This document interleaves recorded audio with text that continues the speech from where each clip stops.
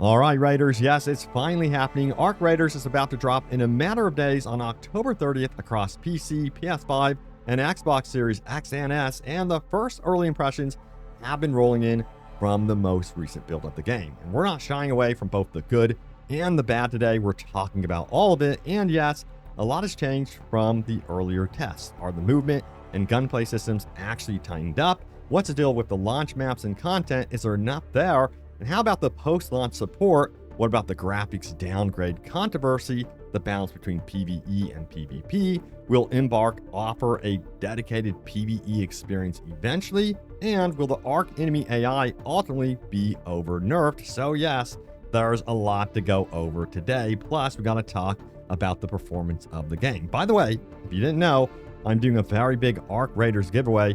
So for a chance to win a copy of the game, see that top pinned comment. But I say we dive in here and see what's being said about Arc Raiders before release. So yeah, as you may remember, Arc Raiders started out as a pure PvE experience, and Embark ultimately decided to change course and go all in on a unique extraction-based game, and it seems to have worked so far. Now, there is no doubt this did ruffle some PvE fans' feathers, and there's still an outcry currently for a pure PvE mode in the game, but Embark is sticking to the course in creating a PvEvP extraction experience in very open maps. Now, the current gameplay loop is quite simple. You deploy from the underground hub into the Rust Belt topside, scavenge for parts, scrap and gear, clash with Arc machines and rival squads, then extract, or at least try to, or lose it all.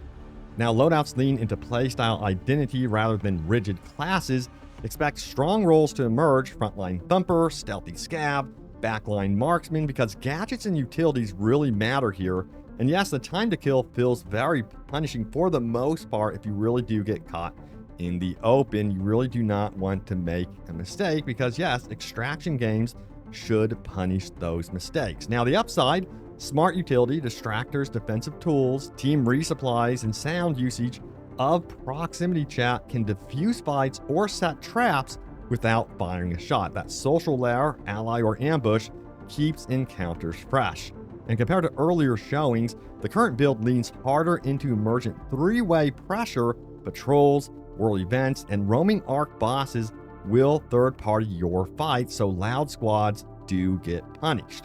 And by the way, there's two standouts from that server slam. Crossplay worked across platforms. Toggle is in settings, by the way, and proximity voice chat proved more than a novelty. It's directional, it fades with distance, and it alters encounters. Barking a ceasefire may save your run, or baiting a squad with fake friendliness can flip and extract. Multiple impressions single it out as a next level for immersion and mind games. If you hate proximity, you can ultimately disable it, of course, but the people who leaned into it came away impressed. And by the way, the enemy AI, known as Arc, are actually pretty terrifying now and pack a punch. I felt like I was in Terminator Salvation here half the time. A lot of the early impressions love this updated change, although the Rocketeer seems to be a bit overtuned, and Embark isn't done adjusting AI yet. In fact, we're going to be seeing some new changes with enemy AI with a day one patch, so expect to be able to utilize stealth more than previously, because some of these flying drones were way too aware. Now, right now, the way Arc Raiders works between solo play and grouping up is they have this algorithm that ultimately determines what kind of player you are. So for example, if you go into a match with a full 3-player group, the game knows this and will match you in with other 3-player squads. But if you do enter as a solo player, the game will do its best to attempt to match you in with other solo players. And I emphasize here, do its best. However, some players feel like they want a truly dedicated solo lobby experience where there is a guarantee you will match only with other solo players, because sometimes this just doesn't happen and you end up facing off against entire squads, which have definitely frustrated some solo players. But on the other hand, it definitely makes those particular matches very intense and challenging. I think Embark's ultimate goal here is to keep player population strong in the long term, so having entirely separate solo and group servers might be a challenge here. But interestingly, it's kind of the draw of the game itself. You never know what situation you're going to end up in. As a solo player, you might run into another player that is willing to lay down their arms and team up, or maybe you stumble into a team of players and stealth your way around them, hoping that you aren't seen and don't make too much noise along the way to extraction. Or hey, you could just kamikaze it and try a 1 versus 3 situation. There's a big portion of the community that loves this level of unknown each time entering a match, and it keeps the game interesting and fresh, and that's where Arc Raiders is finding its cult following. And we got to talk about the core experience, movement, gun feel, and the risk-reward dance of extraction. The latest public build showed a game that's more confident than earlier tests. Multiple early impressions called out smoother traversal and punchier weapon feedback, with a third-person perspective finally backed up by snappier animations and stronger hit reactions. Early hands-on impressions also praised how firefights naturally escalate from AI skirmishes into tense PvP third parties, exactly what a PvPvE extraction title needs. Slam numbers back that up. The test surged to 185 to 200k concurrent players on Steam alone, briefly climbing near the top of the charts. That surge strained the back end, but Embark shipped rapid hotfixes. One was a full re-download and stabilized queues, important proof that they can triage under pressure before launch.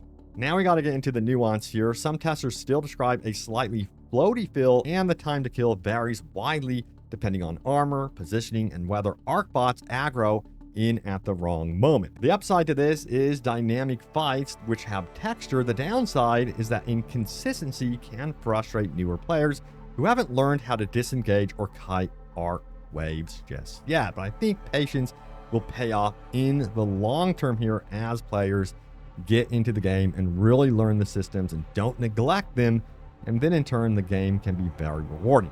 However, there are some bigger issues facing this game, and one that is particularly a pretty game-breaking issue that Embark absolutely needs to address. And it involves the graphics, which can actually impact gameplay in a very big way. Let me explain.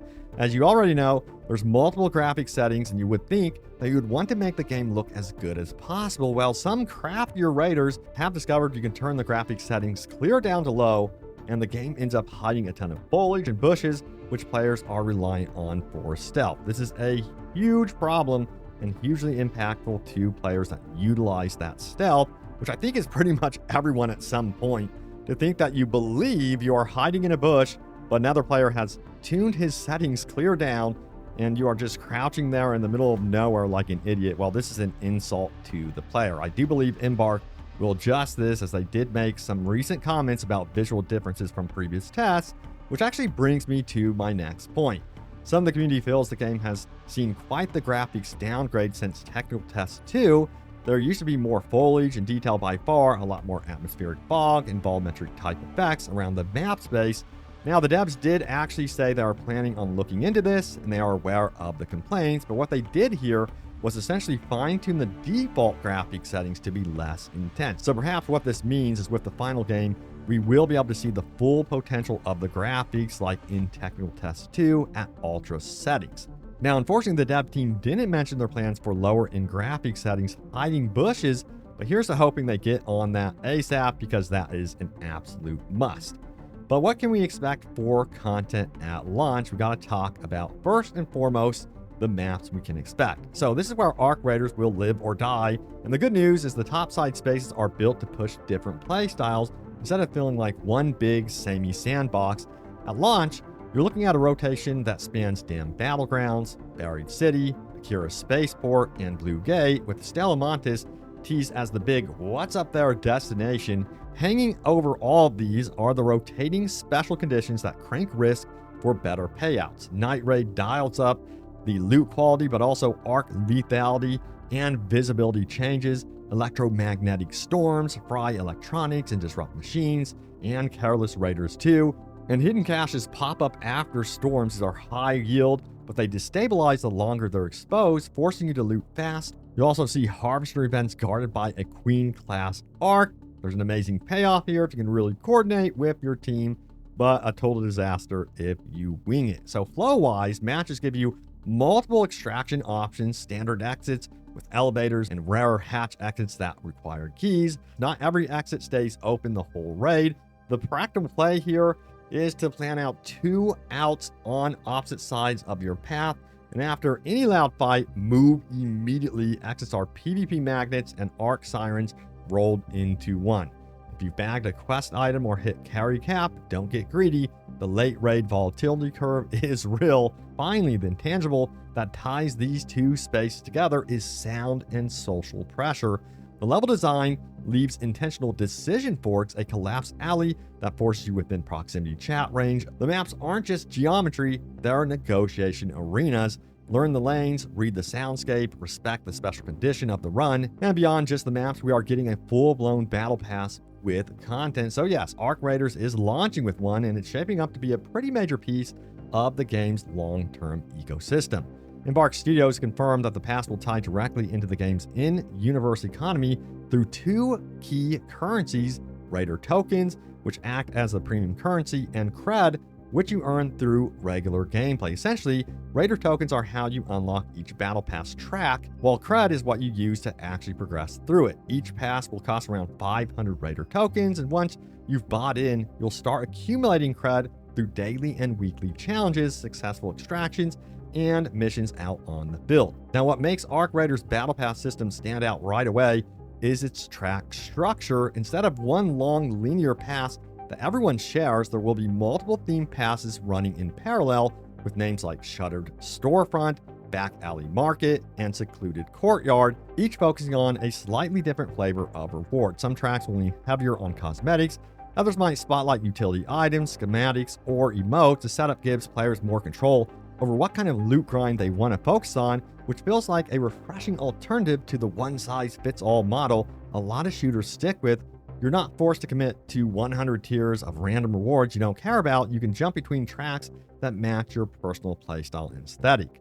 Progression itself isn't automatic either, and that's an interesting twist. Instead of passively leveling your battle pass just by playing, Arc Raiders gives you cred, the in-game earnable currency, which you can then spend to unlock specific tiers you want. So if you only care about that one killer armor skin or a certain weapon camo, you can put your cred toward that instead of grinding for every filler reward along the way. It's a small but smart way of letting players feel like they're driving their own progression rather than being dragged along by a checklist. There are also gear-adjacent items like weapon schematics, mods, and augments sprinkled throughout the pass. These have already stirred up some chatter in the community since players are weary of any system that might blur the line between cosmetics and gameplay advantage. Now, Embark insists these upgrades are not pay to win. They're more about flavor and minor utility than raw power, but it's definitely something players will be watching closely once the game goes live. So yeah, this Arc Raiders Battle Pass is very interesting, and we'll see how it pans out in the long term. And we got to talk about one of the most fascinating systems in Arc Raiders, and one that's already sparking tons of conversation. It's something called the Expedition Project. It's essentially Embark Studio's solution to the age-old problem of how to keep an extraction shooter fresh without frustrating players with mandatory wipes. Instead of doing global resets like Escape from Tarkov or seasonal rollovers that erase everyone's progress whether they like it or not, Arc Raiders puts that power in your hands. Supposedly, at least that's the ultimate goal. Now, the Expedition Project is a voluntary prestige-style system that kicks in once your character reaches level 20, giving hardcore players a reason to start over while letting casual players keep their hard-earned gear and progress intact. So here's how it works. Once you hit level 20, you'll unlock the Expedition interface, sort of long-term mission thread that tracks your progress over the course of an 8-week cycle. During that time, you'll complete raids, missions, and objectives that gradually fill up your Expedition progress bar. Think of it like a season-long meta challenge that runs quietly in the background while you play. When the 8th week rolls around, a finalization window opens up, and this is where things get interesting. If you hit all your milestones, you can choose to finalize your expedition, which triggers a full character reset. You'll lose your levels, skills, crafted gear, and workshop upgrades, but in exchange, you'll earn exclusive account-wide rewards and jump into the next cycle with new perks and bonuses. Now, before you panic, yes, this is entirely optional. If you don't finalize your expedition, you simply roll into the next cycle with your progress intact. There's no forced reset, no lost items unless you choose to start fresh. Embark has said the idea is to give power to the players who really love mastering systems and climbing fresh ladders, a way to do that without punishing players who prefer to take things slow. It's a clever hybrid between seasonal wipes and long-term persistence, and it keeps both type of players, casual explorers and elite raiders, satisfied. So what exactly do you get for resetting though? When you complete an expedition, you'll earn permanent account-wide unlocks, things like exclusive cosmetics, banners, emotes, and badges that mark your completed runs. You'll also get temporary quality of life buffs that make your next expedition cycle smoother, like small boosts to resource gathering or slightly faster leveling. These aren't powerful advantages. Embark made it clear that they don't want to create a pay-to-win or grind-to-win loop. Instead, these bonuses are there to make the reset feel rewarding and to give players who choose to go again a little more momentum on their next climb. If you decide to reset multiple times back-to-back, the bonuses can stack within reason, giving you a light sense of progression that persists across resets. Now, the Expedition project also ties beautifully into the game's lore and tone, apparently.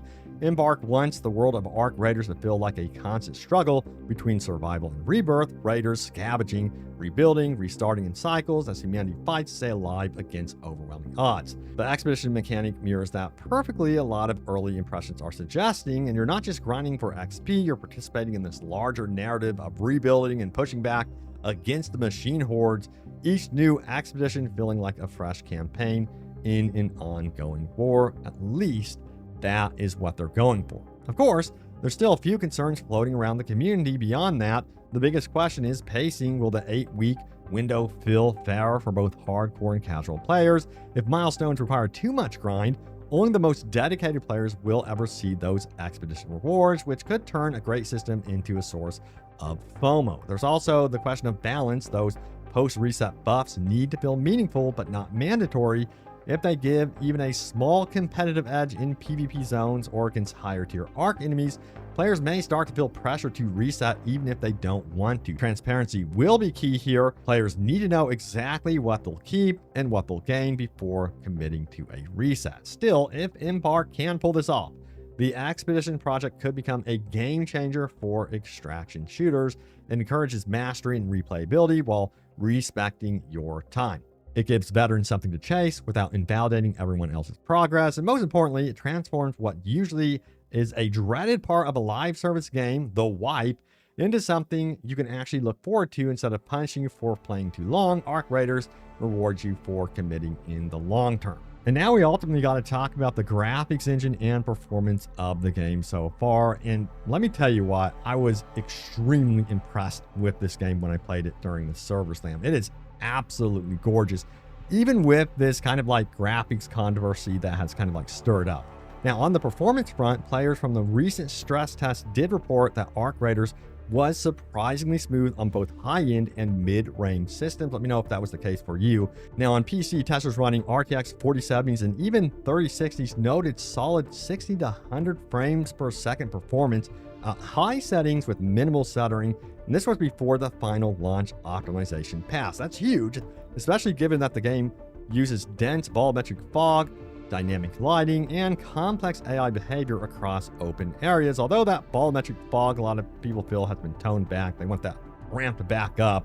Now, the game's streaming tech, designed to handle multiple players entering and exiting large-scale environments at once, also seems rock solid. The seamless transition between underground hub areas and topside combat zones were almost completely stutter-free in the beta build, which is extremely promising for the full launch of the game. We'll see how the other maps perform, of course. We were only running on, one map pretty much. Now, console performance also looks promising as well. On both PS5 and Xbox Series X, the game targets dynamic 4K at 60 frames per second, while Series S aims for 1440p at 60 frames per second with slightly reduced visual fidelity. While these numbers can shift depending on what's happening on screen, the fact that the Server Slam build maintains steady frame rate pacing with full lobbies and heavy action is a great sign. Embark clearly wants this game to feel responsive no matter what platform you're on, and the gameplay feedback reflects that. Gunplay feels tight, movement feels fluid, and input latency is impressively low.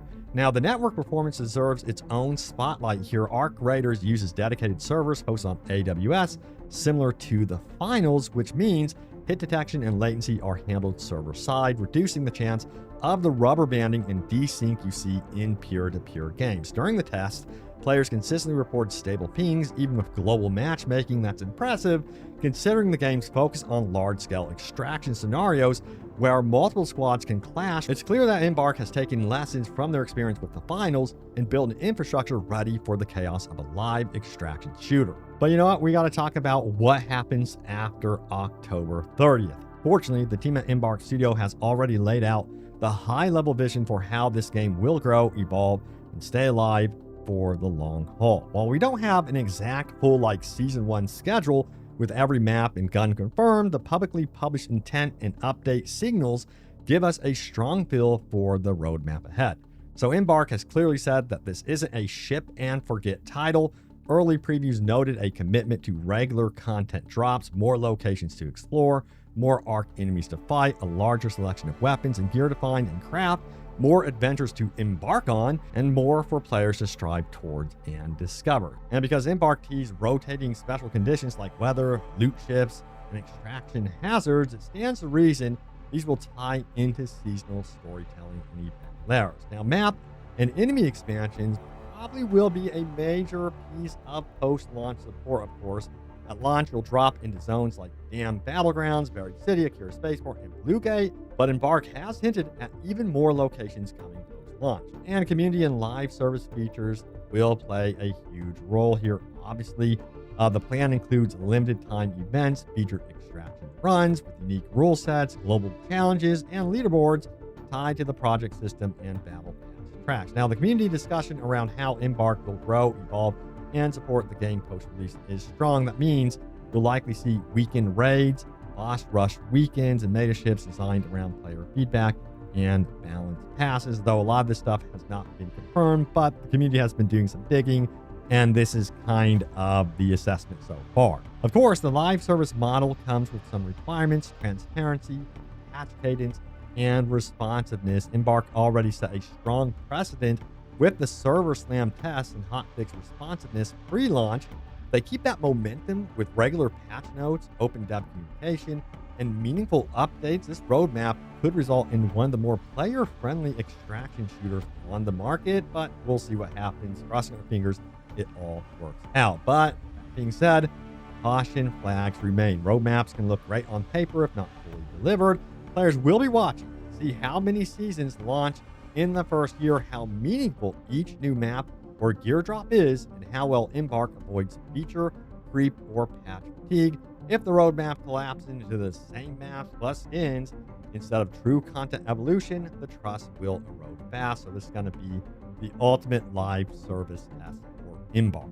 But yeah, let me tell you what, overall, I am so hyped for Arc Raiders. I had an absolute blast during the test. And let me tell you what, this game is just gorgeous. It looks stunning and it plays well. And yes, there's so many different scenarios that can happen on your run.